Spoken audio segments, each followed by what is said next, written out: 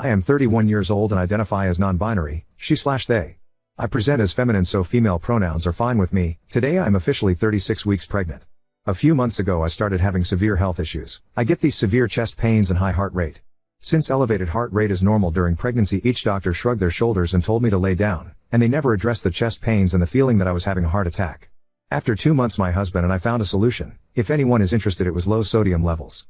I now drink 2 sugar-free Gatorades a day, and if the chest pains start I lay down, eat a bag of chips, and I'm good after a while, but the health problems have persisted. I'm developing symptoms of preeclampsia and the chest pains are getting worse, where my normal solutions haven't been helping as much. I live with my husband A, 28 meters, and his best friend K, 27 meters, in a tiny 2-bedroom apartment. There is barely enough room for the 3 of us, and now we have to worry about bringing in a baby for at least a year before we can move to somewhere bigger. More context, K and A have been friends since they were 15 and consider themselves brothers. I also consider K to be like a brother-in-law to me. K has been diagnosed with schizotypal, basically it's on the lower end of the schizophrenia spectrum.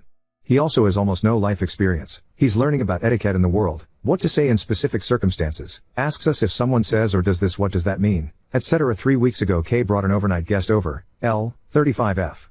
All I knew about her at the time was that she has 5 kids at home. I asked who was watching the kids while she was here and she said she had a babysitter. Honestly, I didn't blame her for wanting a weekend away from the kids. Oh, Weaver, she has barely left. She's been at her own house maybe 5 days out of the 3 weeks. She mainly stays in his room, except one day she asked if she could help do the dishes. Like mentioned earlier, I have been dealing with months of health issues on top of being pregnant, so dishes had gone to the wayside. She cleaned my kitchen for me and I could not express to her how thankful I was for it. It gave me the energy to start cooking again, and I even deep cleaned my fridge. However, at that point she had been here for 2 weeks and I was ready to talk to Kay about the proper etiquette of overnight guests. 3 nights maximum, with almost a week in between visits. Anything more than that is overstaying. This is where I expose my throat as the Wolverine claws come. 4 days ago Kay confided in us that 3 days prior, the one day that Elle was back home, she tried to kill herself, so she was using our apartment as a refuge. I was not comfortable with this and expressed it to K and A. I am already dealing with health issues and being pregnant. I need rest and a relaxing home environment before my baby arrives, and she needs psychological help. I have been suicidal. The first time I tried to kill myself was 206, the second time in 2019, and going to the psych ward was exactly what I needed at the time. I got the care and resources that I needed and I pushed them to push her to do the same. I did not want her in our home. My husband A promised that I wouldn't have to worry about anything, all I have to focus on was me and our baby. I told him that was like sitting me in front of a tornado and saying, hey, don't worry about that tornado, you'll be fine. And Elle ended up staying. She got groceries that night, and included in that was a liter of Bacardi that she immediately tore in two. Like I said, I have been suicidal before and I suggested that this is not the best idea for everyone's mental health, but K, L, and A still killed the whole bottle. My husband A, I don't care if he gets drunk. He gets giggly and kisses me a lot and tells me he loves me. K, however, does not know his limit and he spent the entire night throwing up. I got so mad that night I sat with K, L, and A. Once they had sobered, they had started drinking at like 4, so they were sober by like 9, and we established boundaries as a house. A typical stay for an overnight guest is no more than 3 nights, every week or every other week. Elle promised that she would leave in the morning because she had been here for 3 weeks more often than she hadn't been here. I let her know if she needs resources to let me know and I can help. She said she had a doctor's appointment the next day, so I felt if she expressed her needs to her doctor then she can leave our apartment safely. The next afternoon she brought more groceries for us. She said it was a thank you for letting her stay and I thanked her for the groceries. She talked about wanting fried zucchini or something. I assumed that she had bought a bag of zucchini crisps or something with the groceries. When she left I saw that she had bought oil, whole zucchinis, and breadcrumbs, and I realized she had invited herself to use my kitchen to cook. I know during this next section I did wrong. I'll show my ass to be spanked here. My kitchen is my domain. I have been in the restaurant industry since I was 15 and I am a fucking good cook, and since I'm currently unemployed that is how I provide for my family. You know how cats are territorial over their space? That's how I am with my kitchen. After the realization that she was inviting herself to cook in my kitchen, I also realized that she was not leaving today as she promised. I saw red. I packed up my things, went to my parents' house, and I texted my husband that I will not be returning until Elle is out of our home. We made a boundary as a home and she did not follow it. My husband got mad at me because this is my problem and I needed to handle it myself. I told him that 1. He had to LD me the day before I wouldn't have to worry about anything except myself and our baby, and 2. She violated a boundary we made as a house and so it is our problem. I talked to Kay about Elle leaving, and Kay said she can't go home because she is still living with her abusive ex, whom she is still married to. That's who has been taking care of her kids while she's in our apartment. I mentioned getting a police escort to get him out of the house, get an order of protection, and making sure her home is safe for her to return to. L said that would make things worse because she is solely financially dependent on him. That is why she's been here for so long. So I asked if she wanted to be dropped off at a women's shelter so that she can get the resources she needs to get herself and her children away from him. She refused.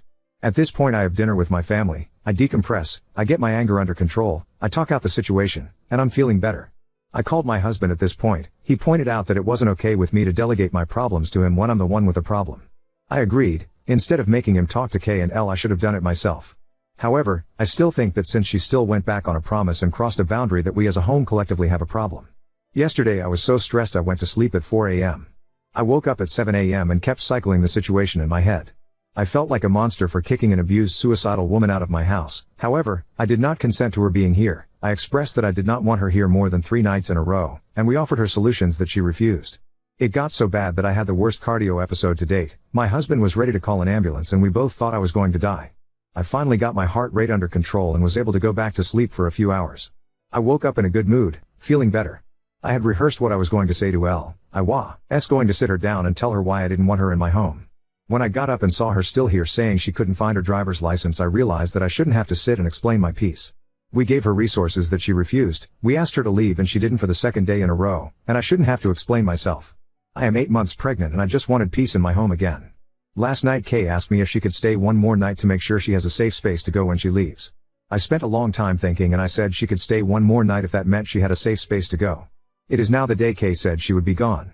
I don't know if she's here. I don't know if she found her license. I don't know if she's going to use the resources we provided for her. I just want to spend the next 3 weeks of my pregnancy in my home, just A, K, and I just want control of my kitchen back. ETA, my brother and I sat and contemplated if she had ill intentions. He said, it's cheaper and easier to buy groceries and live with someone else than to go home to 5 kids. There were also lots of behaviors on her part that made me think that she could have ill intent. I could assume these things all day, but in the end I don't know what she intended. All I know is I did not consent to having her in my house and using it as a refuge. Update 1. I am on the lease alongside K and A. We moved in together, all 3 of us, at the same time. They've known each other since they were 15, but we've all lived together for 2 years now. So yes, it is my kitchen, something that all 3 of us established when we moved in. To those saying to get K out of the apartment, we will not be doing that. K has never acted out in violence, and he honestly didn't know that the maximum amount of time an overnight guest should stay is 3 nights. From his point of view, he was helping a friend that he just happened to be banging.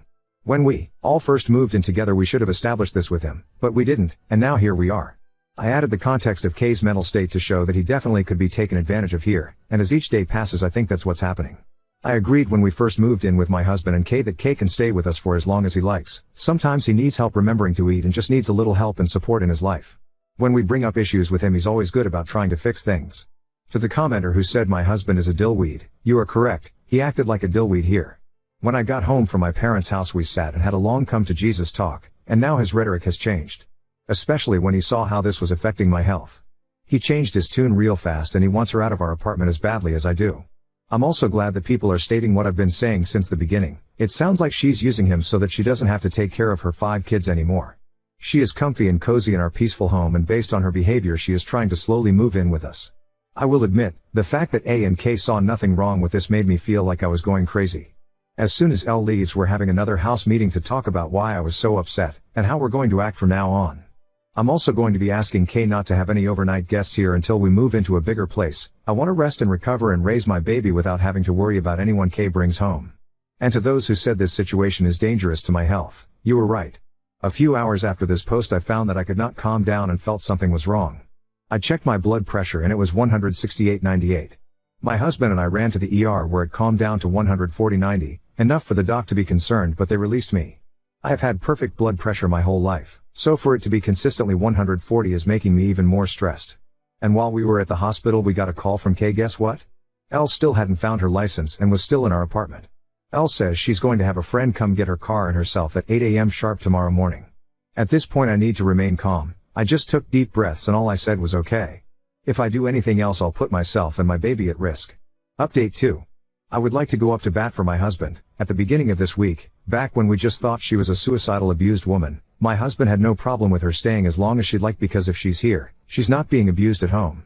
This is one of the reasons why I felt like a fucking monster for not wanting her in our apartment. Once he saw how deeply everything is affecting me health-wise, and I started pointing out how her story wasn't adding up, he completely changed. He's going to escort her out of our house today, even if he has to drive her home himself. He's sleeping now, I'll wake him before I go. To the person who said we are easy marks for con artists, you're correct. K, A, and I have all been in severe abusive relationships before, and we all in the boat of believing women when they say they're being abused. But like many of you have pointed out, her story isn't adding up. This comment section has empowered me in ways you guys don't even realize. I now know that I was not wrong for wanting her out of my home. My reaction wasn't strong enough. Someone suggested I have just as much say and power in the apartment as Elle does simply because I don't pay rent. To them I say, ha. As stated, I am on the lease. K and A pay rent and I contribute by making sure they are fed. I leave big household decisions to them, but in the politics of our house we are all equal. And to those who don't understand that in rental agreements overnight guests are only allowed to stay a maximum of 3 nights, guess what? Overnight guests are only allowed to stay a minimum of 3 nights. As per the rental agreement. I don't have the strength to explain any further than that, so feel free to educate yourself. And to those concerned with my health, genuinely, I thank you. It's been a rough pregnancy, and ever since this started at the beginning of this week things have gotten concerningly worse. My usually perfect blood pressure is now constantly spiking and is consistently higher than usual. In the last 4 days I've had less than 20 hours of collective sleep. Last night was 3 hours. I watch people read Reddit stories on YouTube before I go to sleep and I kept finding myself not comprehending what they were saying. My baby shower is tomorrow and I am not excited about it anymore. I'm not really excited about anything anymore. I already had plans to stay tonight at my parents' house so I could do baby shower prep in the morning. In hindsight I should have stayed at my parents' the first time until she left. This time, I'm packing extra clothes and I'll be there until further notice.